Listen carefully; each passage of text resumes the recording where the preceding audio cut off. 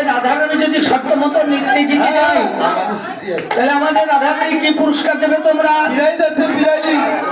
গোবিন্দ বলেন শোনো, তোমাদের ধনী যদি নিতে যেতে যায়, ও গো জিনিলে তোমারে দেব মহা মুরলী।